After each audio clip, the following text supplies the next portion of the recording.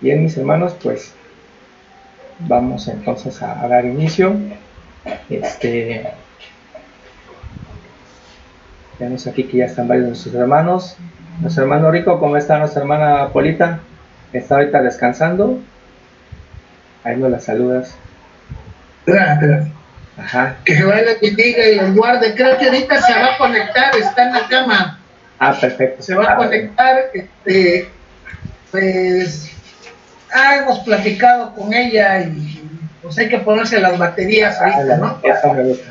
Ánimo. Para que sea lo más pronto posible. Además, quiero que sepa que le digas si ahorita no se conecta que estamos siempre al tiro, como decíamos aquí, al tiro. Sí, con todo el ánimo y el empuje, así es, claro que sí. Bueno, manito, pues vamos a empezar, porque hay que seguir con esto. Pase lo que pase, siempre hay que seguir aprendiendo, porque sabemos que toda nuestra alma y nuestra existencia está en las manos de nuestro Señor y nosotros seguimos aprendiendo. Pues miren, gracias. Sí, manito, gracias. El estudio que hoy les tengo preparado le he titulado, déjenme abrir de una vez mi presentación para que lo puedan ver. Le he titulado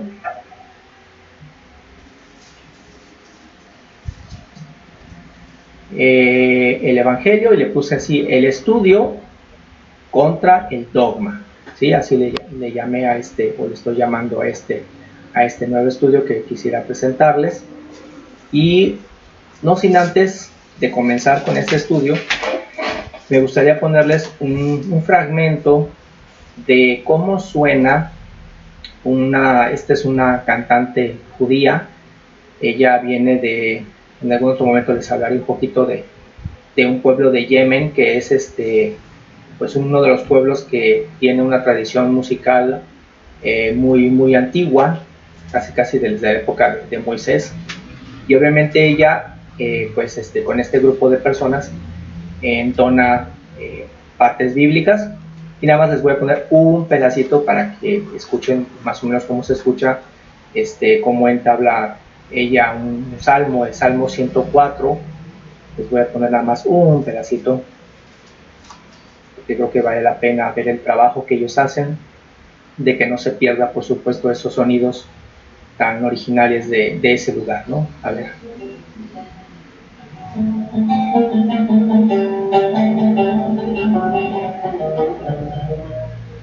Voy a adelantar a la parte donde se escucha su voz de ella.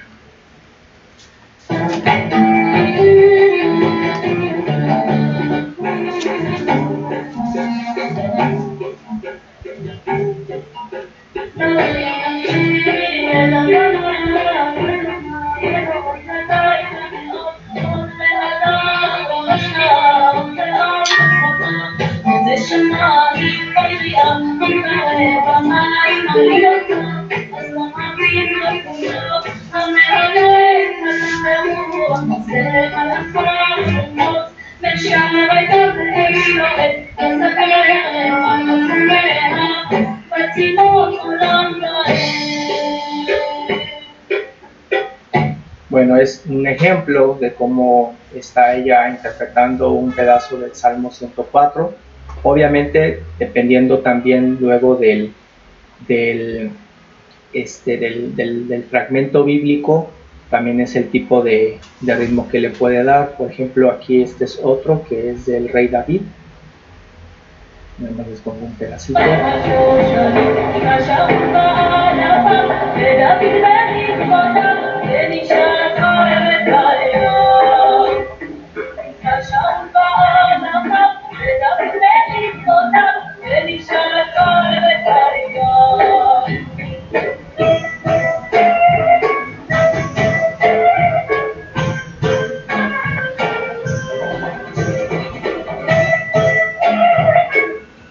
Y bueno, como podrán ver, se siente mucho ese sabor, pues diría yo, sentimiento del Medio Oriente, ¿no? Inmediatamente con esos instrumentos y esa voz tan privilegiada de esta muchacha originaria ahí de Yemen, de la tribu judía de allá.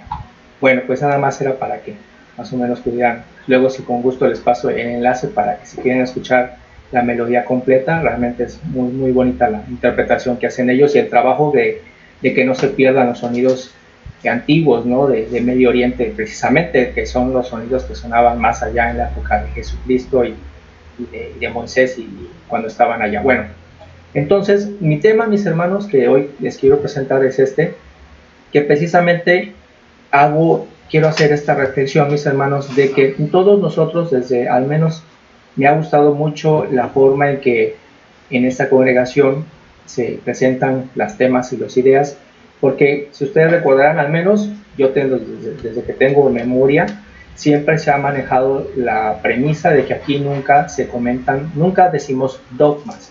Y recuerden que la definición de un dogma es cuando se dicen, se observan, bueno, vamos a ver literalmente qué significa dogma, ¿no? Cuando se dice un dogma es un acuerdo, es una proposición que se asienta por firme y cierta como un principio innegable, ¿sí? Eso es lo que significa un dogma, o sea, una idea que si yo se las propongo a ustedes entonces automáticamente tienen que aceptarla, tomarla como firme y cierta y no me pueden contradecir, ¿sí? Y eso es algo que aquí no hacemos, ¿sí? Y es muy importante porque me parece que precisamente nuestro Señor Jesucristo nos habla y a lo largo de toda la Escritura nos ha preparado para esto de lo cual yo voy a hablar esta noche. Por ejemplo, en Juan 5:39, precisamente él usa esta palabra, esta expresión cuando dice que escudriñemos las Escrituras porque a vosotros os parece que en ellas tenéis la vida eterna y ellas son las que dan testimonio de mí. Pero vean cómo precisamente cuando Jesús hace esta expresión hace referencia a escudriñar. Y escudriñar, pues sí podemos entender lo que, pues qué ideas nos da. Pues nos da, al menos a mí en lo particular, me da una idea de que no se trata de que lo lea una sola vez y ya, ¿no? Ya lo leí una vez y listo, ya lo entendí, ya lo leí, ya creo que es así y no se hable más. Así es. Me parece que aquí él nos está haciendo esta invitación a que es un proceso que nunca termina, al menos mientras estamos aquí nunca acaba, siempre estamos en un proceso de aprender y así como, en la ciencia se dice que la ciencia nunca termina, porque la ciencia eventualmente, que yo también tengo el postulado de que toda la ciencia igualmente viene de Dios, el hombre solamente descubre todo lo que Dios ha creado, pero la ciencia tiene esa máxima en donde nunca se para, nunca se detiene. Ningún científico, ningún investigador dice, bueno, lo que yo propongo es ya la verdad máxima y hasta aquí llegaron todos, ya no hay más que hacer. No, siempre se sigue en la búsqueda de perfeccionar el conocimiento. Entonces a mí me parece que en esta propuesta que les estoy haciendo, hagamos esta reflexión para que veamos que Jesús nos hace la misma invitación, que es un proceso en el cual nunca vamos a parar. Por eso él dice, escudriñenlas, ¿sí? En otro texto, por ejemplo, en 2 de Pedro 1, del 19 al 21, hace, por ejemplo, aquí ya es una carta de uno de los apóstoles, precisamente de Pedro, dice, él habla en general, dice, también tenemos la palabra profética que es aún más firme, porque obviamente en esta carta Pedro se está refiriendo a los libros que hoy nosotros llamamos como el Antiguo Testamento. Dice, ustedes hacen bien en estar atentos a ella como a una antorcha que alumbra en lugar oscuro, hasta que aclare el día y el lucero de la mañana se levante en su corazón. Me parece que la idea que aquí plantea Pedro es que precisamente, ¿cómo es una antorcha? ¿Una antorcha se parece al sol? ¿Una antorcha es igual al sol? No, ¿verdad? Lo mismo podríamos decir de una vela.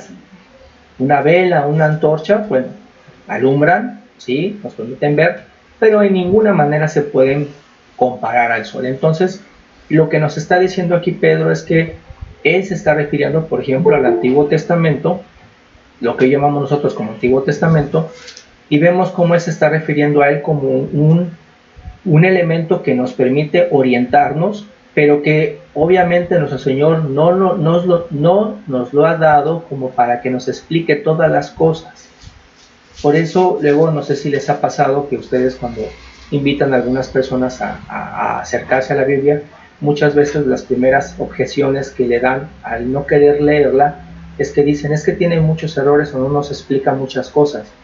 Sí, es cierto, no explica todo, porque me parece que aquí, como dice Pedro atinadamente, es una antorcha, no pretende ser el sol, no pretende ser la explicación de todas las cosas. Por lo tanto, nosotros también, cuando explicamos los temas que ahí se tratan, creo yo que es importante, que es a lo que voy, que es la idea que quiero manejar, que nosotros también no los expliquemos como si fueran verdades únicas.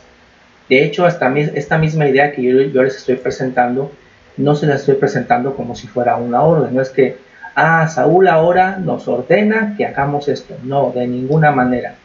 Cada vez que una persona explica pasajes bíblicos, indudablemente está haciendo una interpretación. Por eso algunas veces cuando luego a mí me dicen, este pasaje significa esto porque está escrito. Pues es que todo está escrito, pero indudablemente el libro habla, díganme, la Biblia habla por sí sola, habla, sale una voz de ella, díganme. No. ¿Cómo se vuelve realidad el texto que está ahí impreso? Pues porque alguien lo lee y lo hace. Porque ustedes lo leen, porque una persona lo lee, ya sea que lo lea en voz callada o lo lea en voz alta. Y una vez que lo lees, ¿quién lo explica? ¿Quién lo dice? Pues eres tú. Entonces, ¿es tu responsabilidad lo que estás explicando? Claro que sí. Y por lo tanto, como dice Pedro, ¿qué quiere decir? ¿Que no lo leamos? No, como dice aquí Pedro, no, qué bueno que lo tomamos en cuenta, como dice, que lo usemos, pero es una antorcha. Obviamente hay cosas que aún no están ahí descritas, porque esas nos las van a decir hasta el día que venga el Señor, ¿sí? Pero mientras tanto nos sirve de guía, por supuesto que nos sirve de guía, pero debemos siempre de ser conscientes de que cada vez que lo explicamos, como ahorita lo que yo estoy haciendo en este momento, estoy haciendo una interpretación y debo de ser franco en ello. Por lo tanto, quiere decir que esta interpretación siempre puede estar en posibilidades de mejorar, ¿sí? Porque puede que siempre tenga fallas, ¿sí? Y eso no tendría por qué preocuparme, ni tendría por qué, y más bien es una responsabilidad de ustedes de siempre escuchar con atención para siempre encontrar los puntos de mejora, ¿sí? Por eso dice, tenemos la palabra profética que es aún más firme. Ustedes hacen bien en estar atentos a ella como una antorcha que alumbra en un lugar oscuro, porque indudablemente, ¿qué ventaja tiene? Alguien dice, no sé si les ha pasado que dicen, es que yo me puedo portar bien aunque no lea la Biblia. O no, o díganme si no les han dicho así. Yo puedo portarme bien. Yo puedo portarme bien, no la necesito.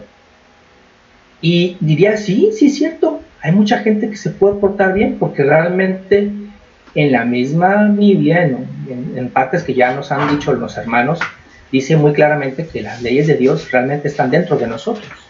¿Sí? Los 10 mandamientos siempre han estado dentro de nosotros porque no te gusta que te mientan, porque mientes. No te gusta que te mate a alguien, porque matas. No te gusta que te roben, porque robas. ¿Sí? No te gusta que te insulten, porque insultas.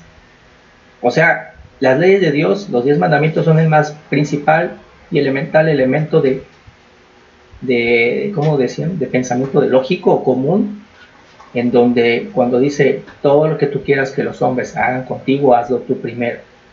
Esa es la ley y los profetas, ¿sí? Es el principio más elemental de convivencia humana que obviamente da resultados. Entonces, pues eso es lo que el elemento principal, ¿no? No hay mucho que pensar, pero ¿qué ventaja tiene el que la lee? ¿Qué ventaja tiene aquel que se permite escudriñarlas y saber? A ver, no sé si alguien quiera decir, ¿qué ventaja cree que puede tener entonces el que decide leer los evangelios y el Antiguo Testamento. Hoy en nuestros días, ¿qué ventaja tiene?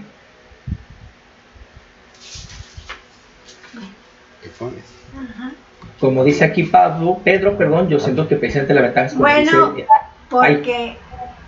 porque te hace redarguirte a ti mismo, o sea, que tú empieces a asimilar la palabra, haciéndote cuestionamientos sobre lo que estás escuchando y tratar de sacarle el mejor provecho. Al estudiar más, pues entonces comprendes algunas cosas que no habías comprendido quizás antes, ¿no? Entonces te puede ampliar más tu criterio sobre lo que debes hacer y frenarte en lo que no debes hacer, ¿verdad? Ajá. Yo creo que la clave, gracias a nuestra hermana Rosaba, la clave está, como le dijo una vez Jesucristo a alguien, que le dijo, él tenía hambre. Alguien llegó y sabía que Jesús tenía hambre. Y le dijo a alguien, un ser, le dijo a Jesús, ¿tienes hambre? Ah, pues si eres el Hijo de Dios, dile a esta piedra que se haga pan. Fácil. Casi, ¿tienes hambre? Pues ve al Oxxo y cómprate un Bimbo. Ya. Pero entonces Jesús, ¿qué le dijo? ¿No? Porque, ¿sabes qué? No nada más de pan come el hombre. No nada más de pan vive el hombre, sino de toda palabra que viene de la boca de Dios. Entonces ahí nos hace una reflexión interesante, porque precisamente, como dice aquí en Pedro, dicen, hacen bien ustedes poner atención a los textos antiguos, porque esos textos antiguos, dice el 20, hay que tener muy en cuenta, antes que nada, que ninguna profecía de las Escrituras es de interpretación privada. Así es, ciertamente los hombres escribieron porque nos damos cuenta que nunca sacaron un provecho personal de sus acciones como profetas. O díganme quién de todos los profetas se hizo rico, millonario, famoso y vivió en palacios y fue así súper querido por todo el mundo y llevados por todos lados, así como si fueran políticos. Díganme. Ninguno.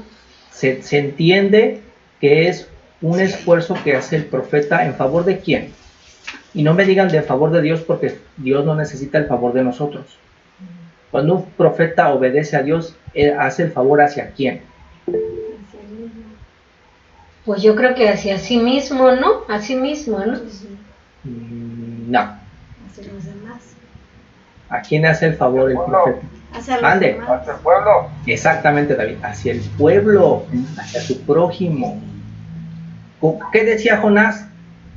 No quería ir hasta Nínive. ¿Por qué?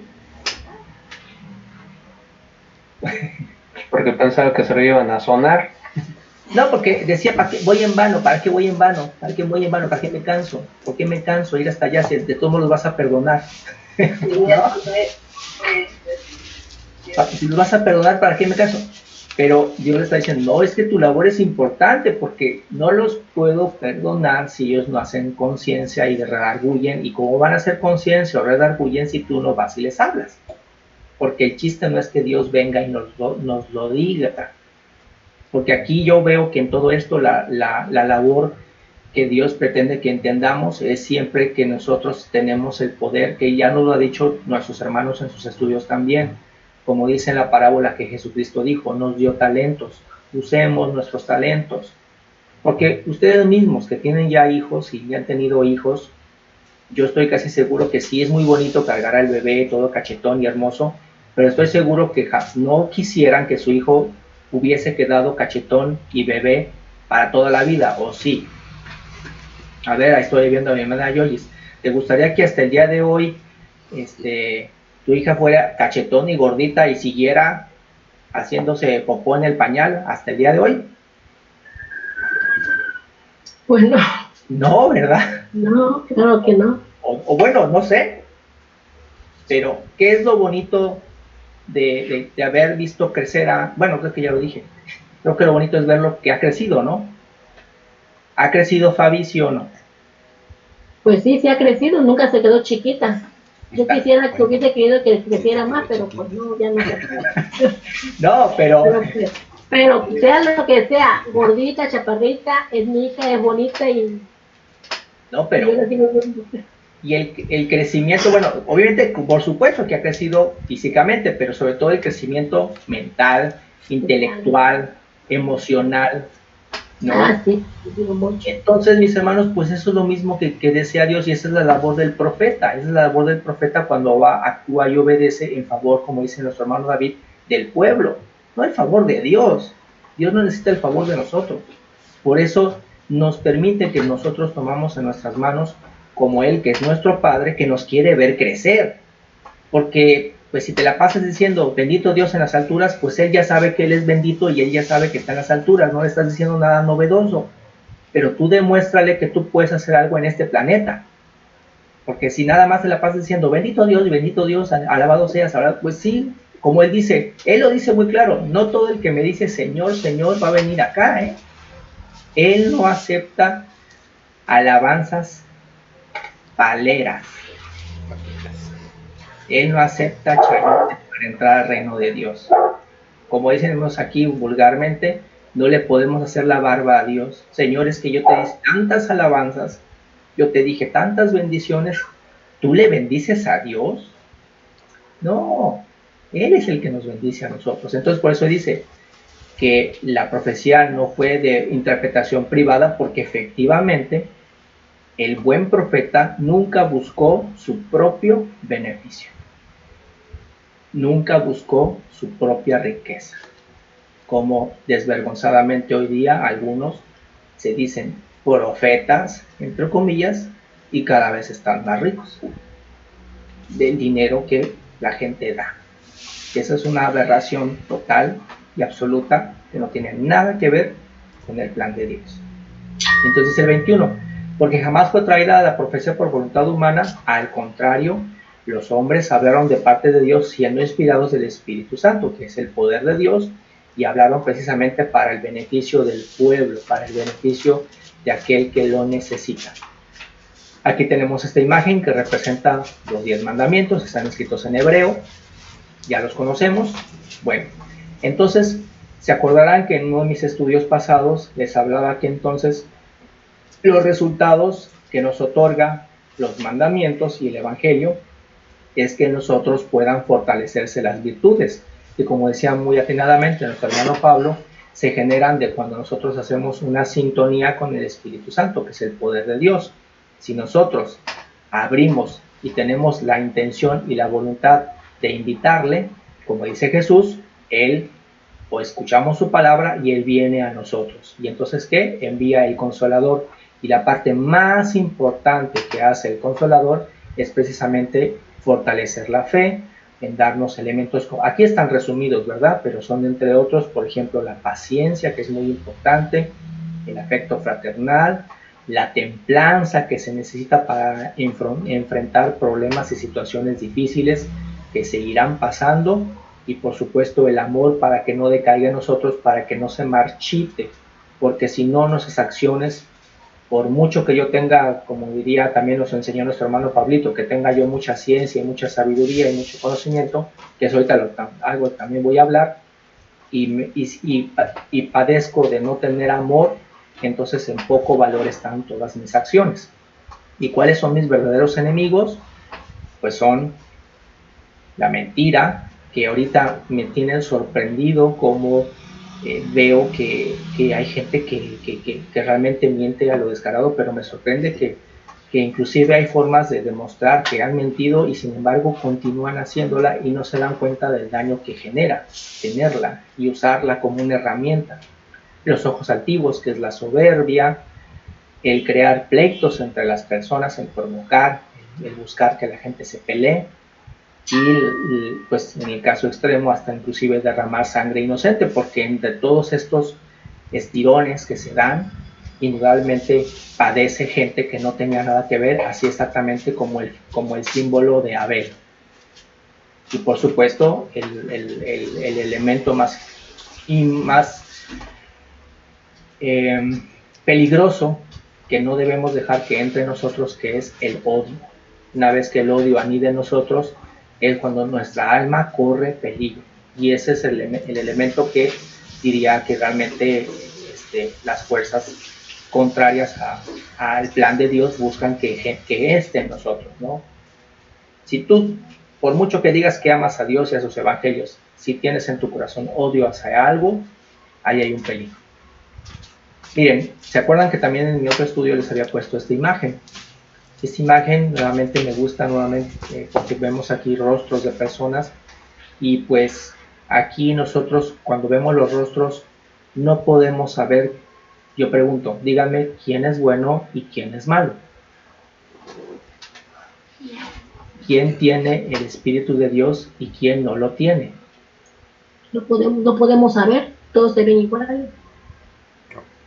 Seguramente tal vez ustedes puedan opinar en decir, este rostro me gusta más, este rostro me gusta menos, pero francamente no podemos decir nada y no deberíamos decir nada, porque yo lo que aquí intento resaltar es que de esa manera que vemos a estos rostros de esas personas, también entendemos que todos estas personas que están aquí, estos hombres y mujeres y hombres, todos Dios les dio la vida. ¿Cierto o no? Sí. Y si Dios les dio la vida, quiere decir que desea lo mejor para ellos, así como también nos lo dio a nosotros. Entonces es muy importante cuando nosotros hacemos el estudio de nuestros conceptos evangélicos y de la Biblia, entender que estos conceptos no nos dan a nosotros jamás la autoridad para nosotros designar a otros y decir quién se va al cielo y quién no. O sea, esas son ideas que nunca deben estar cerca de nosotros porque no es la intención. Jesucristo no me mandó a mí a decidir y yo pensar de mi prójimo y mis vecinos quién va al cielo y quién no va al cielo. Y quién sí va a la iglesia verdadera y quién no va a la iglesia verdadera. Porque eso le corresponde solamente ¿a quién? A nuestro Dios. ¿A Dios? A nuestro Así Dios. es, al Padre. Yo soy el Padre de estas personas. No. Yo las formé, yo les di vida, yo les aliento de vida. No, ¿verdad? No. Yo soy semejante a ellos. Soy otro rostro más. Yo soy otro rostro más que acompaña a todos ellos. Entonces, la única misión que me pide Jesucristo es que mis acciones estén aquí para no entorpecer la vida de ellos y que proteja las libertades que ellos se merecen. Porque ellos se merecen mi respeto, la libertad y la tolerancia de mí hacia ellos, independientemente de cómo piensen. Como la ley que dice, honra a tu padre y a tu madre. No te está preguntando si te caen bien o te caen mal. Está diciendo que los honres para que tu parte sea cumplida, independientemente de cómo sea. Muy bien, vamos a continuar. En 2 de Pedro 1, del 5 al 7, dice también aquí el apóstol. Y por esto mismo, poniendo todo empeño, añadan a su fe, y aquí ya viene, esto ya no lo sabemos, lo hemos visto varias veces, ¿no? Añadid a vuestra fe virtud, a la virtud conocimiento, al conocimiento dominio propio, al dominio propio perseverancia, a la perseverancia devoción, a la devoción afecto fraternal y al afecto fraternal amor. Esta es aquí es la misma, esta sería la misma explicación de ese texto, pero aquí estoy poniendo cada una de las virtudes pues por separado, ¿no?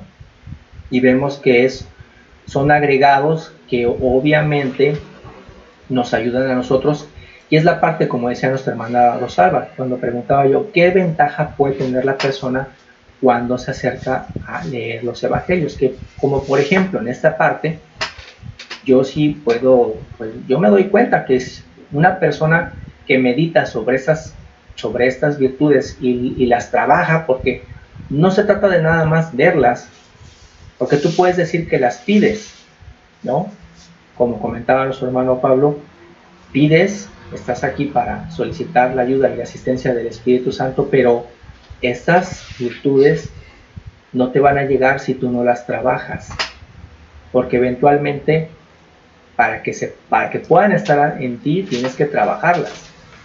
No es nada más que una mañana amaneciste y ahora tienes más devoción que ayer, no, Eventualmente nos tienen que pasar cosas que nos van a poner a prueba si queremos ser más, tener esa devoción o no la queremos tener, si queremos tener ese dominio propio o no lo queremos tener. Nos van a pasar situaciones en las cuales tendremos la oportunidad de saber si lo hacemos o no, porque se dan cuenta, mis hermanos, como dice el Apocalipsis, qué sucederá cuando Jesucristo resucite a todos.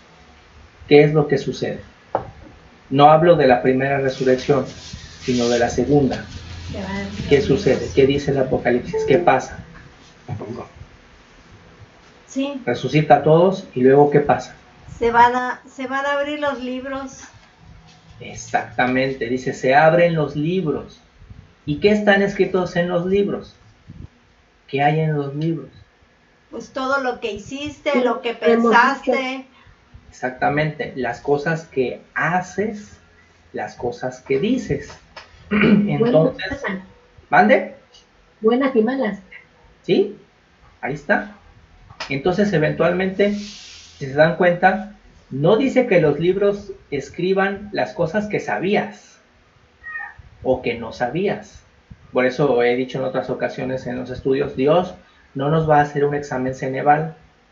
No es así de que, a ver, ¿cuántos textos te aprendiste en la vida?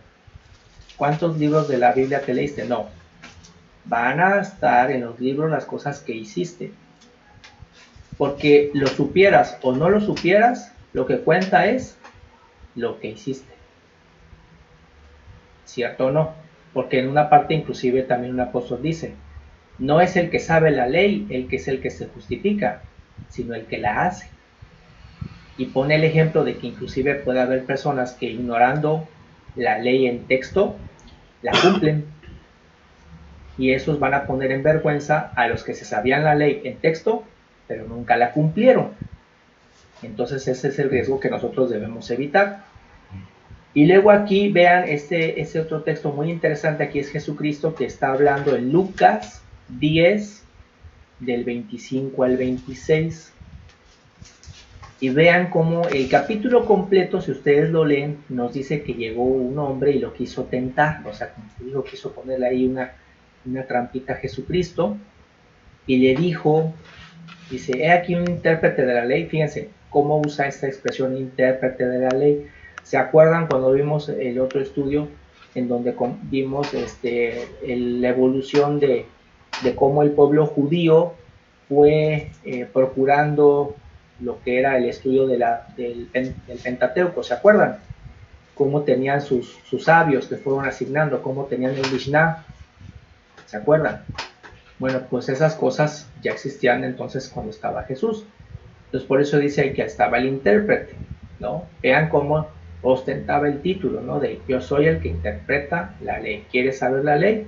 Vienes conmigo, ¿no? El sabio. Y le dijo, maestro, ¿haciendo qué cosa heredaré la vida eterna? ¿Sí? Como poniéndole a ver si sabe o no sabe, como si es el Ceneval, ¿no? ¿Te sabes las leyes, sí o no?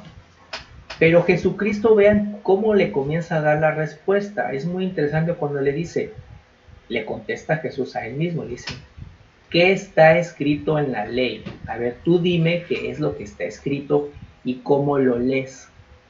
A mí eso me gusta mucho porque hoy también eso nos lo dice a nosotros. Cada vez que nosotros a un familiar, a un amigo, a un hermano, le explicamos las cosas que están en los evangelios o en el Antiguo Testamento, Jesús nos está haciendo la misma pregunta. ¿Qué lees? ¿Cómo lees? ¿Qué significa esa expresión? ¿Cómo lees? O sea, es tu responsabilidad cómo lo estás leyendo y cómo lo estás interpretando. ¿Sí? Y eso es parte de este proceso de enseñanza, mis hermanos, en el cual yo, por lo que puedo ver, forma parte de la prueba que Dios busca en nosotros. O sea, todo esto lo ha planteado nuestro Señor de esta manera para que también aquí se demuestre qué decisiones tomamos. Porque cuando tú lees un texto, lo explicas, estás tomando una decisión también. Tú decides la forma en que lo explicas. Y por eso cuando repito, me dicen luego, es que, no sé, voy a decir un ejemplo, ¿no? No es que me lo hayan dicho, pero, por ejemplo, que alguien me dijera, Dios tiene los ojos azules porque así está escrito. Esa frase de así está escrito se me hace de más, porque no importa lo que esté escrito, importa lo que tú estás leyendo y cómo lo estás interpretando. Y no puedes escapar de esa decisión que acabas de hacer, de interpretarlo de esa manera. O sea, yo no puedo escudarme en decirles las cosas son como son así porque están escritas. No es cierto. Así las estoy interpretando, así se las estoy explicando y debo de reconocer que ahorita es mi responsabilidad lo que estoy hablando ante ustedes. No me puedo escapar. Es como decía nuestro hermano Jaime, ¿no? Que un capitán decía, yo soy responsable de lo que digo y ustedes son responsables de lo que me entienden. Pero aquí no me puedo yo escudar en la misma Biblia para decir, es que así estaba escrito. No. Todo está escrito. Es obvio que está escrito. Pero es mi responsabilidad cómo lo leo y cómo lo interpreto. Por eso Jesús le está preguntando al hombre ahí exactamente que está escrito en la ley y cómo lo lees. Y se acordarán, mis hermanos, de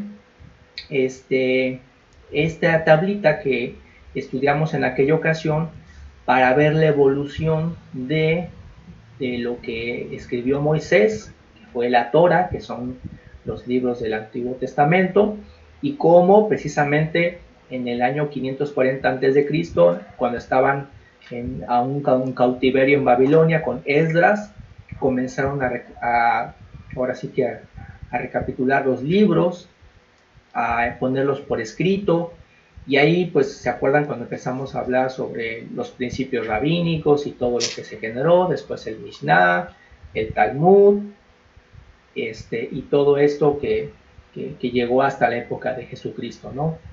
Pero yo pensé y dije, bueno, ¿y no nos pasó lo mismo a nosotros?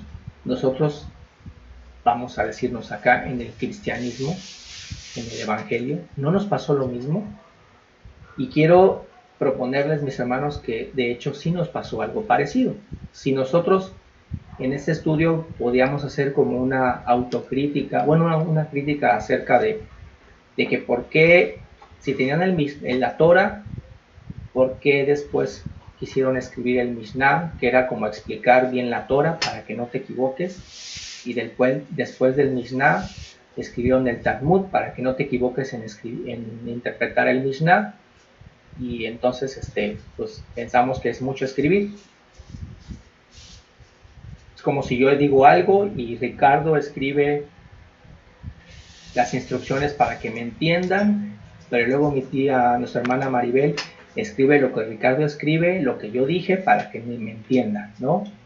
Entonces, pues miren, aquí yo hice ahora refiriéndose al cristianismo, y me di cuenta que también nosotros no podemos jactarnos de no haberlo hecho en parte algo parecido. Y vean, no sé si se vea bien la tabla, no sé si se vea muy chiquita, pero ahí comencé poniendo en el Edén, luego viene, en la parte de arriba estoy poniendo como que los eventos, en la parte de abajo las personas.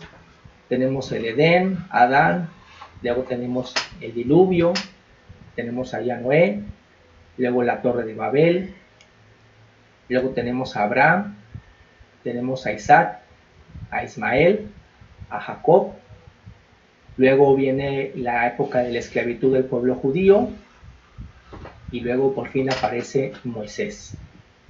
Pero se dan cuenta, mis hermanos, o díganme ustedes, bueno, a ver, voy a terminar de explicar. Luego viene la era de los jueces, viene Josué, luego comienza, cuando terminan los jueces, la época de los profetas y también los reyes de Israel. Puedo destacar de los más relevantes, puse ahí a David, después a Salomón, después lleva la cautividad a Babilonia, y ahí tenemos a Esdras, que también es un profeta.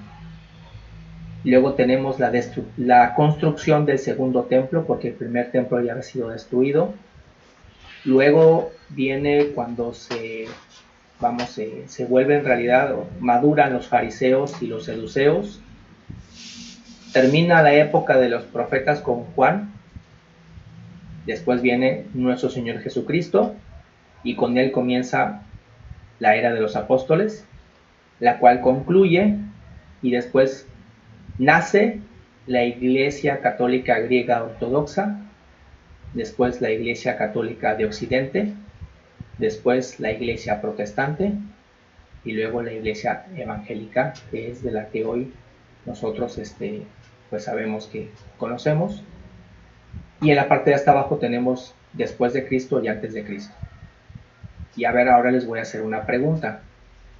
Díganme, de acuerdo a esta línea de tiempo, ¿a partir de dónde se empezaron a escribir los libros del Antiguo Testamento? El Pentateuco.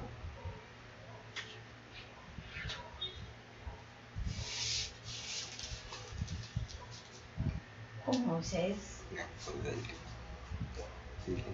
Adán se puso a escribir. Moisés, no, con Moisés Moisés empezó a escribir todos los 5 libros. Ok. Entonces, ignoramos, nosotros hasta el momento desconocemos si Adán escribió algo. Parece ser que no. Si Noé escribió algo. Si Abraham escribió algo. Isaac. Jacob. No. Podría decir que en el método científico no puedo negar que lo hayan escrito algo porque tampoco tengo la prueba. Acuérdense que la no existencia, ¿cómo dice? La máxima, no tener la prueba de algo, no puedes asegurar algo, ¿no? Entonces, pues hasta ahorita suponemos que no escribieron nada. Todo lo empezó a poner en orden Moisés, ¿sí? Moisés empezó a narrar de ellos. Entonces vean cómo, a ver, voy a hacer aquí un movimiento. Se sigue viendo la tablita, ¿verdad? ¿O se dejó de ver? No, ya se ve. ¿Ya no se ve? Ya no. A ver, aguántenme, voy otra vez a presentarla. Es que la saqué de la presentación. A ver. Voy a poner una figurita. A ver, una estrellita. Déjenme le cambio de color. Esa estrellita, ese color no me gusta. Uno que se pueda ver. A ver. Rápidamente.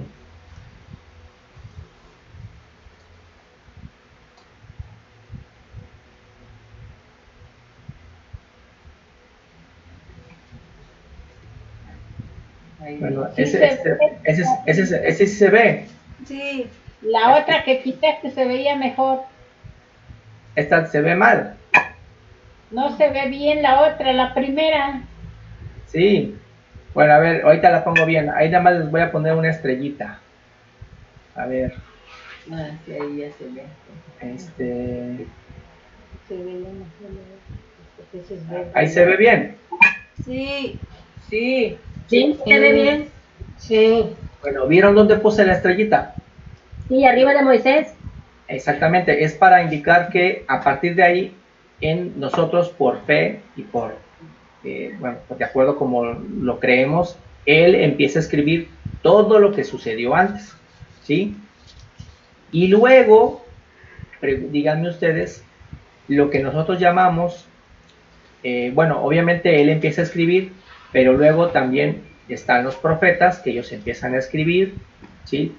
Damos por entendido que ellos son los autores. También entendemos que David escribe, Salomón escribe, ¿sí? Y los profetas escriben, pero luego ya pondríamos que entonces, ahí me faltaría otra estrellita para poner que los apóstoles son quienes después concluyen lo que van a escribir, ¿sí? Tenemos entonces así a a los responsables de lo que hoy leemos, ¿no? Pero a esto tenemos que añadirle, mis hermanos, que una cosa es que ellos lo hayan escrito, pero después tenemos a la gente que lo tradujo. Y esa es la parte en donde por eso se da esta escalerita que dice ahí, y griega, ortodoxa, católica, protestante y evangélica, porque ahí viene la parte de las traducciones, ¿sí? Pues ya ahorita se me va a acabar el tiempo. Esto mejor ya lo voy a tratar el domingo, si me permite nuestro Dios. Ya lo desgloso para no ir ahorita tan rápido. Pero la idea que quiero yo, al menos ahorita que quede como reflexión, mis hermanos, es que vean que lo que intento decir no es que la Biblia no sirva, al contrario, sino lo que intento decir es que nos demos cuenta de esta realidad en la cual los textos que nosotros vemos tienen el componente de, uno, primero, el autor que lo escribió, por ejemplo, Moisés, y que Moisés, acuérdense que lo escribió en hebreo, ¿sí? Y después, en el caso de los profetas, David, Salomón también escribiendo en hebreo, y luego los apóstoles que escriben precisamente, me parece que es igual en arameo, ¿no? O a ver, hay un poquito de ayuda, nuestro hermano Jaime, ¿cuál fue el idioma original de los? Pues el hebreo y el hebreo primero y el arameo era el popular. Ajá. Pero realmente, bueno, también el griego, ¿no? El griego fue para el Nuevo Testamento. Y ahí al griego se tradujo la Septuaginta, que era el Pentateuco en griego cuando fue la diáspora. Así es. Entonces, eso es importante para que nosotros tengamos en cuenta que cuando hacemos nosotros nuestras lecturas de los pasajes que ya están en español, siempre tenemos que tener esta, sensibilidad de saber que estamos haciendo un trabajo también de interpretación. Y mi propuesta es que yo no veo que eso esté mal, en decir, sí, también estoy haciendo un trabajo de interpretación del texto, porque eventualmente pasó un proceso en el cual pasó de un idioma a otro y ahora está en español. Ahora, la idea, me parece que, mis hermanos, las ideas más sencillas, que también son las más poderosas del mensaje de Dios, son las más fáciles de entender. Porque no importa en qué idioma digas el concepto mentira, todos sabemos exactamente que es una mentira. No importa en qué idioma lo digas, ¿o sí? Si hablamos de odio y de amor, también exactamente es lo mismo. No importa en qué idioma lo digas, el concepto se entiende perfectamente bien. Si acaso lo que yo quiero después, el domingo, a detallar es que cuando nos metemos en algunos elementos, sobre todo en cosas que hablan de algunas cosas que no vemos todavía, es ahí donde siempre tenemos que tener cuidado y decir que eventualmente ahí es una hipótesis lo que estamos manejando, ¿no? Porque hay cosas que no vemos, que no nos constan, y que aparte estamos trabajando con una interpretación que hacemos basándose en el cambio de idioma. Y el domingo les voy a poner un ejemplo. Insisto, no se trata de que el ejemplo que les ponga sea como que súper fundamental, como para decir, uy, como no me sé el nombre correcto, entonces creo que Dios se va a enojar. No.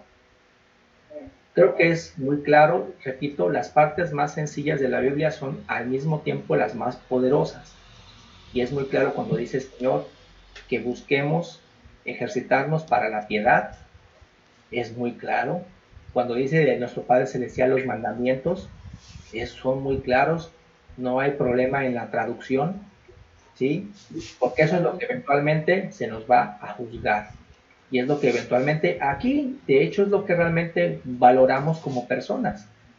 Siempre consideren esto: cuando ustedes ven a una persona llegar a su casa y se les alegra el corazón, ¿qué quiere decir de esa persona? Díganme.